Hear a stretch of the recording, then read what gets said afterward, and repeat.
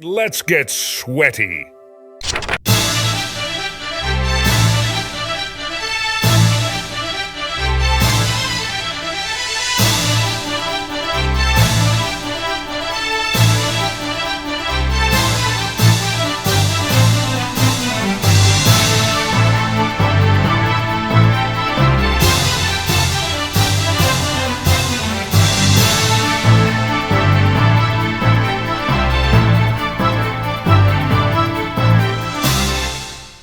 Hey guys, welcome to a Shenmue Dojo Show bonus edition.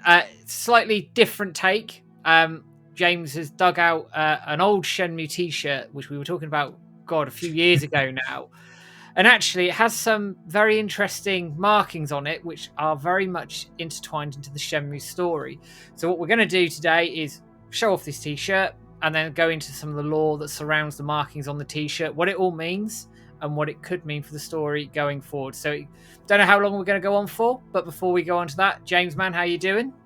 Hey guys, yeah, doing very well. Thank you very much for asking, Matt. How are you doing? Yeah, not too bad. We've been, like I said, planning on doing this for probably a couple of years, and have finally got round to it. Some sort of old chats, and we're talking like 2021 when this was sort of brought up at one point. So I'd be quite pleased to finally discuss this with you today. So what we're going to do is we'll show off the t-shirt as we go, and then we'll sort of flick between some articles that are on Phantom Riverstone. Chao, who's in part of the Shenmue community or does Shenmue photos on Twitter, has helpfully translated some of this for us. And also, you may know Chao was on the Monaco 10K dinner for the Kickstarter way back as well. So do check out his work if you get the chance to do so. Right, let's dive in. The t-shirt itself, it's a lesser known one, I'd say, James. Is that fair? Yeah, I mean, I'm not even 100% entirely sure how you would have got this back in the day. If you notice the front here, it says Shenmue.com. So whether or not it was like an online exclusive t-shirt, perhaps. Maybe. Maybe even like a competition prize back in the day. So there's quite a few things going on with the t-shirt. Obviously it's officially licensed Shenmue product. On the rear is the interesting thing that we're going to be talking about today. That may or may not be familiar to some people out there. I don't know. You identify what that is straight away. And on the sleeve, another little interesting addition to the t-shirt is like a crest that happens to be on the sleeve there.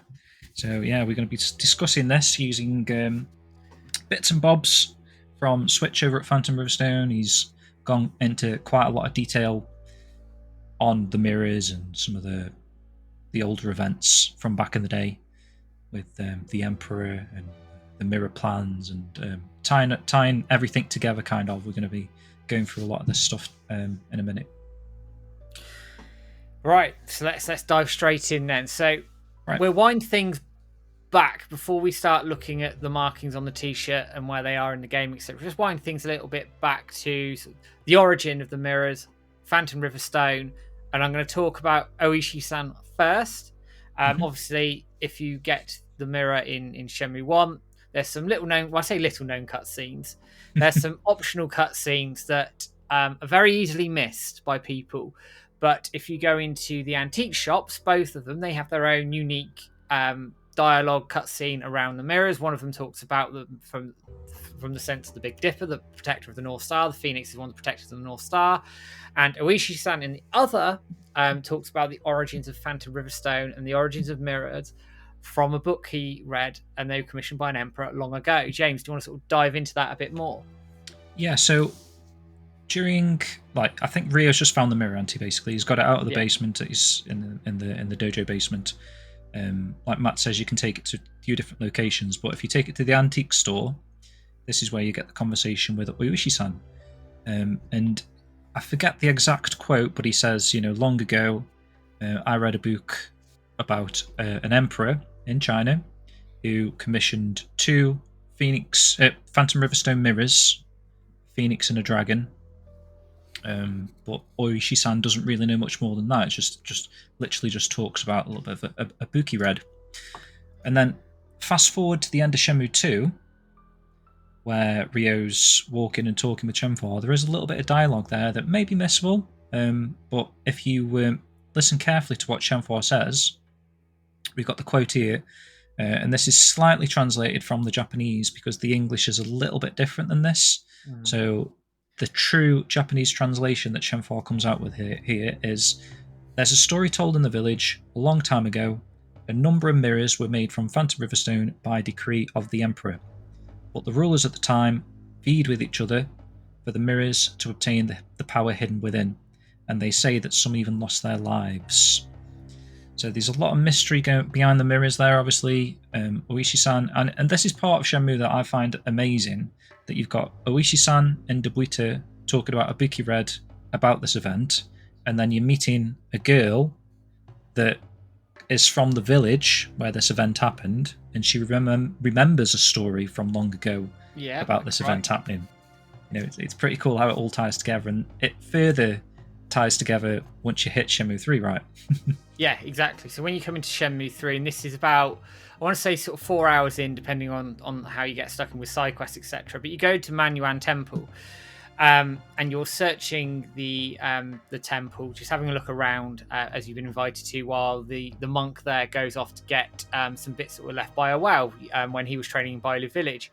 And what you get is a photo of the Verdant Bridge and what looks like to be an Imperial envoy. Now, Rio very much notices this very quickly because the designs on the banners, the Phoenix lines up 1-to-1 with the Phoenix on his mirror. So there's an instant link there. Diving sort of further into that, you then find out that the Verdant Bridge was built for that Imperial envoy back in 1910, and that the Emperor of the time wanted to commission the best stonemason in China, which is Mr. Yuan's grandfather. I'm not even going to try and pronounce his name because I will cock it up to hell. And that comes from Mr. Sun, who trains Rio, the drunken master who trains Rio. And essentially, they turn up with these plans, or we assume they turn up for these plans for these mirrors, and commission Mr. Yuan's grandfather to make them. But it's all slightly skew-iffy at this point, because later on when you see the mirror plans, it doesn't corroborate to the actual mirrors themselves, which we'll touch on in a minute. But the temple lady goes in to talk about that the dragon is said to represent the emperor and the phoenix the empress, and it's said at the time the emperor was very much fond of the dragon and the phoenix. So what's that getting at, do we think? So it's really interesting, and this is something we've spoken about at lengths on my lore streams, if anyone ever watched them. But basically, the emperor at the time, and you're thinking now 1910, in real China history, that was a bloke called Pu Yi, who, crazy, he was the emperor, he was made emperor at 2 years old in 1908. So actually in 1910, the guy's only 4 years old. So that is kind of why he's only said to be fond of the dragon and phoenix, because obviously he's a child at this point. Maybe with everyone wandering around in dragon and phoenix robes and stuff like that, maybe that's why he's got his attachment to these sort of mythological beasts. So strange. I'm not sure how he asked for this as a 4-year-old. Do you know what I mean? Whether or not because he's so fond of them, the personnel around him, higher ups or lower ups rather, because he's the emperor, but people with power maybe came up with these ideas to get these mirrors made and it gets into it a little bit what the mirrors are actually for, but basically are a use of a key for treasures of the Imperial Palace's treasures, basically. So it's all a bit mishmash, really, when you think of it like that. Like there's a 4-year-old that's fond of dragon phoenixes, and that's why these mirrors were made in the first place. And why they hold powers, we still don't really know that, or why people died back in the day with them. And obviously we know that Awao brought them from China at some point. So 20 years ago in modern day Shenmue would be like 1966, that sort of period. So that's when Awao apparently killed Lan Di's father, 20 years ago. They were training in Bailu Village, weren't they? If obviously that you get told this, not really in detail, but you do get told chunks and bits and bobs in Shenmue 3 about this.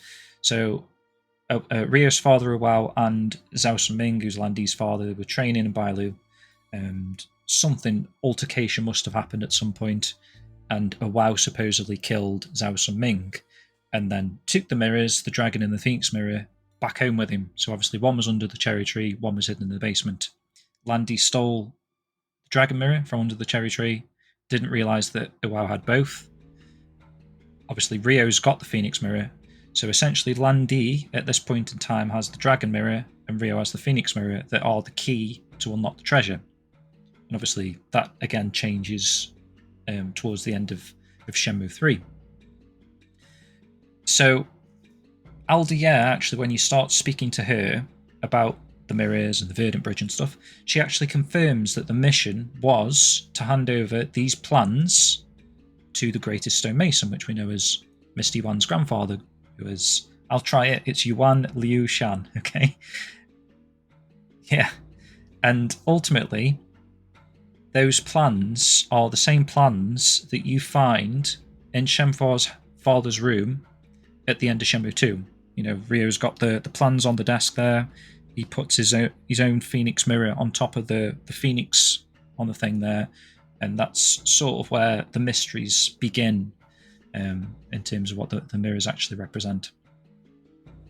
And you could also see those plans, actually, if you inspect drawers in Shenmue 3. They are in Ryo's room, that brand new room, somewhere. And it's quite interesting when you see these plans, and it's actually probably a good segue into them, because I think it's rightly assumed that the plans were the plans for the mirrors themselves, the Dragon, the Phoenix mirror. But interestingly, and Chao translated this for us, if you look at the bottom right-hand corner of the plans, it gives you the scaling. Now, lots of designs, architecture have scaling. It's quite common. But the interesting point here is that rather than being in potentially centimeters or inches, which you would expect for the mirrors, given that they're probably sort of the size of a hand, give or take, this is in meters. So the assumption that there was the plan for the actual mirrors either is wrong, or they cocked up and didn't put a C in front of the M potentially. Maybe, yeah. So what Chao actually says is, on the, because obviously it's back to front on the scale, so basically on the far right of the scale, he's circled the characters for the word scale, he's circled the character for 0, and then in the middle of this line, he circled the character for 1, and on the far left is, because it's going right to left reading, he's put 2 meters. So potentially that is the scale of 2 meters, that he's using that line for, with the mirrors images that are above. So if you're using that scale, that's how big these things are. So obviously 2 meters is, quite a hefty width. Quite a reach, isn't it? I mean, if you think somebody's about, 6'5", you're probably not far off the ballpark in terms of a scale that you're looking for, I guess. Right. So that's interesting that's in there, isn't it? That seems, from what we can tell, that actually it's the plans for the cave rather than the mirrors themselves, which then begs the question: what happened to the original plans for the mirrors? Did they disappear? Did he modify those plans potentially and just essentially expand it? Yeah, I don't know, but we do know that the mirrors were kept at the Cliff Temple at one point, and they formed a key. Yandu talks about it. It's on the scroll that you find in Bailu Village. It's talked about it, and obviously at the end of Shenmue 3, they're heading off to what looks like to be the Cliff Temple. So there's a lot of mystery around these mirrors and how or what people are essentially driving for. But then, before we sort of go into the symbols themselves, there's also mystery around Phantom River Stone itself and what it actually is, and the translation of that, and also sort of the backstory of the material itself, if you want to pick that up. Yeah, so Switch did another blog post on phantomriverstone.com. Funny that it's obviously I've just said the same word over there. So phantomriverstone.com, he's done an article on Phantom Riverstone. So the article itself is actually, because in English, and we've always just called it Phantom Riverstone, right? Yeah. Anyone listening to this is very much familiar with Phantom Riverstone. But actually, the Chinese reading translation is Tao River Green Stone, which is interesting because there is actually a legit stone called Tao Yan, which, and I believe it was Chao actually even pointed this out to Switch in the comments of the blog post at the bottom, and linked this. It's actually a Chinese Wikipedia. Yeah. So this is actual green stone. I mean, it's mainly used for inking, it's saying in the article here, but this possibly could have been the inspiration behind the green Phantom River stone, this Tao Green River stone, which is pretty cool, to be honest. And it kind of makes a lot of sense when you start seeing the symbols, because obviously these 4 characters written on the t-shirt in a minute that we'll go into. I mean, we can go into that right now if you want, Matt. Yeah, dive straight into it. Okay, so let's bring the t-shirt back out then. So I'm going to bring up the back of it, because this is where the majority of the mystery lies, okay? And Matt will put a better, clearer image on the screen of this part of the t-shirt as well. But essentially, there's a big crest, just the big kanji symbol on the left-hand side there. Yeah. That, and this has again been translated by Chao, so thank you very much, Chao. That is Yuan. So that is what the character Yuan looks like, which is obviously poignant because he's the one that's been commissioned to make these mirrors or these big stone carvings. Mm-hmm. And then you've got a block of sort of a 3x3 grid in the middle, which again you're reading from right to left and you're reading from up to down. And Chao translate this. It's very difficult to see actually because they're more like blobs rather than actual characters that are like legible. But from what you can make out, and maybe someone else in the chat or whoever's watching this might be able to comment and share their thoughts on what you think this actually translates to. But Chao thinks it says front plan view, which makes sense because the mirror plans that this is actually on are the front of the mirrors. The middle column, reading up to the from the top to the bottom, basically says wall art sketch, which again kind of makes sense now that we know that the plans are in meters. So wall art sketch, so it's an art sketch of essentially the wall, I guess, that they're going to be carved into.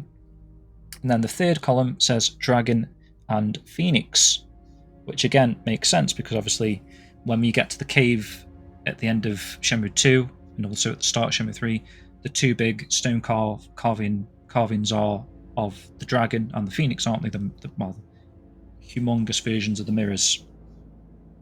And then the final section here is a 2x2 grid, essentially. Even harder to read that, but Chao thinks that it's most likely says Phantom River Stone, or in this case, Tao Green River Stone. If that makes sense. Yes, that makes. Which it kind of does, doesn't it? So basically, what the plans are saying there is, Mr. Yuan, you are been commissioned to make these 2 wall carvings of a dragon and phoenix out of Tao Green River Stone, which is a stone only found in Bailey Village. Yes, which is then comes into the Imperial Envoy while they were there. I think we're quite solid on the fact that the envoy themselves, the Emperor wasn't there, so it was obviously commissioned by somebody, like you said, James. Given, assuming that the Emperor is 4 in Shenmue, they would have had somebody essentially appointed to them to run things until they came of age to pick things up. So it would have been that person probably commissioning it on. Yeah, well, if you actually look at the cutscene, there's a bloke in the middle That's it. I think he's in black, isn't he? Yeah, Or yeah. He looks like he's in black. Anyway, I know it's like an ancient sort of flashback. But that guy in the middle, he is the envoy. He is that bloke that's there with the convoy. Yes. And bearing in mind this emperor was the last emperor of the Qing dynasty, which is talked about a lot through the Shenmue series. And then coming back to the t-shirt, and this is probably the most interesting thing, and this could be complete fluke for all we know, but on one of the sleeves you have the crest for Yandu. Yeah, which again, I will put an image up for everybody to have a look at. Again, Chao's translated. Don't know if that'll go in focus, but Matt will chuck a better image up. But again, reading from, I assume, right to left and top to bottom, the characters, and the very hard characters to actually read because obviously they're all sort of joined together. It's almost like a maze and how the lines are actually written. But it's a very old, ancient style of Chinese writing, scripture or whatever. That is how they used to write. I think back in the day, kind of. But yeah, apparently that is Zhu Yuanda. So again, very very interesting. It's on this T-shirt that is the mirror plans, basically. So what's his involvement? Yeah, I mean, we could be reading too much into it and going, it's just somebody could have just, that looked nice, didn't really know what it meant and chucked it on a T-shirt. But given that if you go back to the Shenmue Master interviews, which we've covered in our podcast shows fairly recently, it's noted that Yandu is somebody who can't always be trusted. So is that T-shirt almost like a subtle hint that there's more to him and the mirrors than he's letting on? Bearing in mind, he seems quite knowledgeable about the mirrors in Shenmue 2. He knew exactly how to make the pattern work, for example. So smoke, you mean? Yeah. So now might have been doing that to give Rio information, potentially, but how does he know this? Like, why does he know this information? How's he come to obtain that information? And then it also begs the question, why was Landy and the Chu men after him? You look at, obviously, Shenmue 2, the game, it's very much Landy wants to take him away. In the anime, it's slightly different. Yandu gives him the information of Bailu village in Guilin, and then Landy sods off and leaves Rio in his little rage. But it's all very interesting that Zhu has all this information. The Chi men are after him, but we don't know why, other than they don't like Yandu. Is there something else going on there? Is he playing everybody? There's the theory that he could be Tente himself and is just almost like the master puppeteer, potentially. I don't know. But manipulative.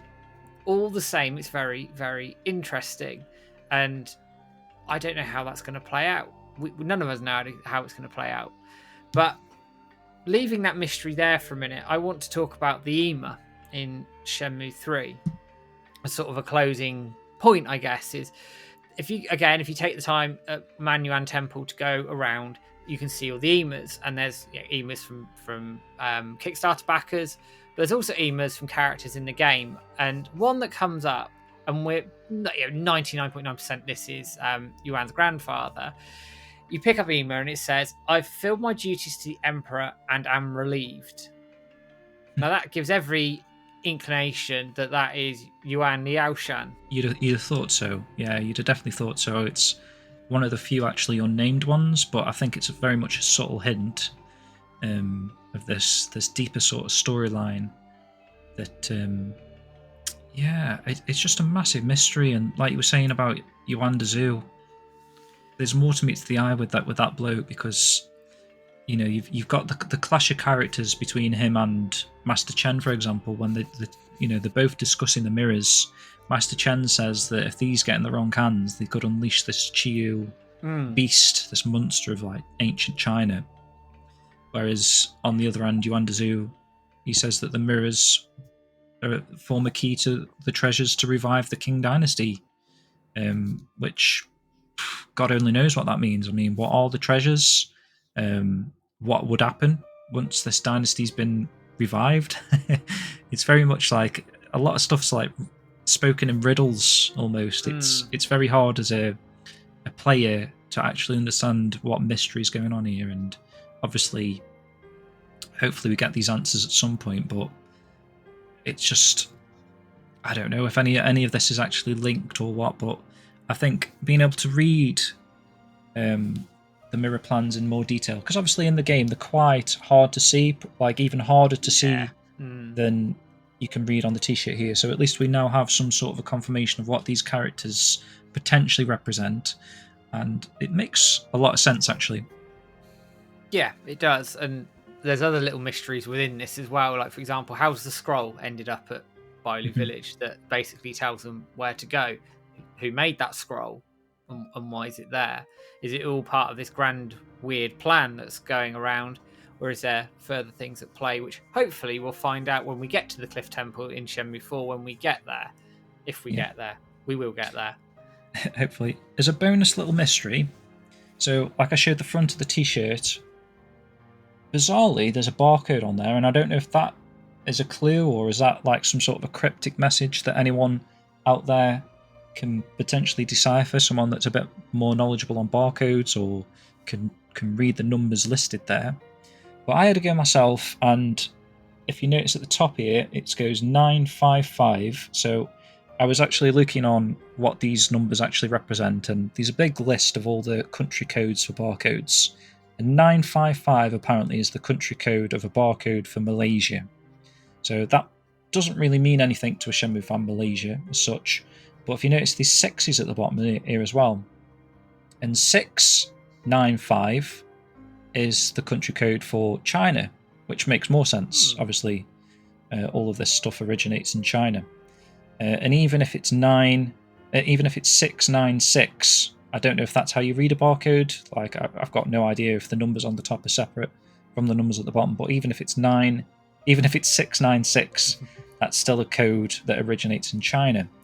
So potentially there's a mystery there if anyone wants to have a go at that, and let us know if you can read that barcode, or if you've got any idea what that barcode could be hinting at, or is it just another random thing that they used on this t-shirt for no apparent reason. I don't know. Possibly. It's weird, and the t-shirt itself, like, you don't see many of them at all. This is the only one I've ever seen, mate. It's rare as hell. Shenmue.com t-shirt.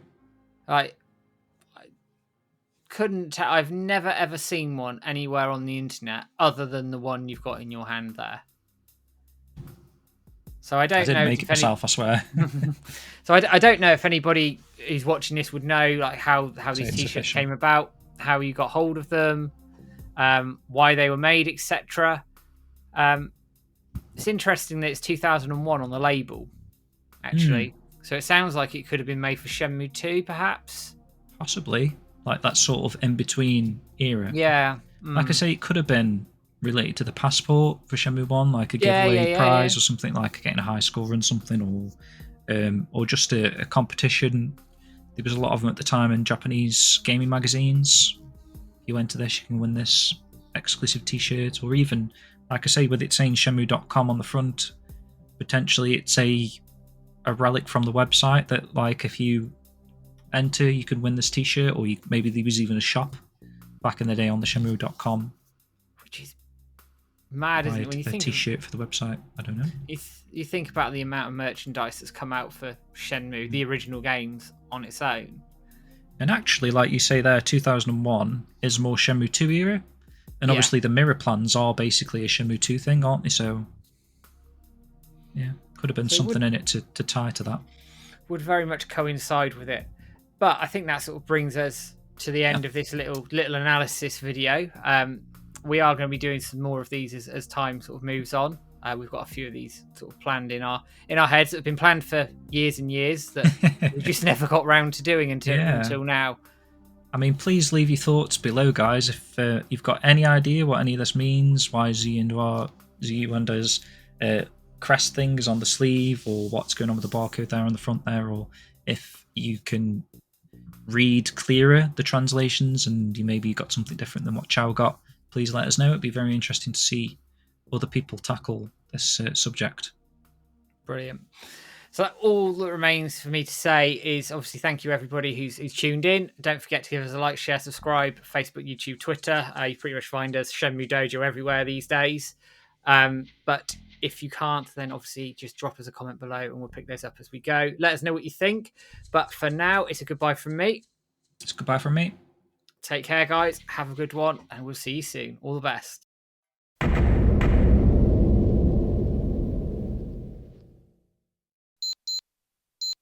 Ah, look at the time.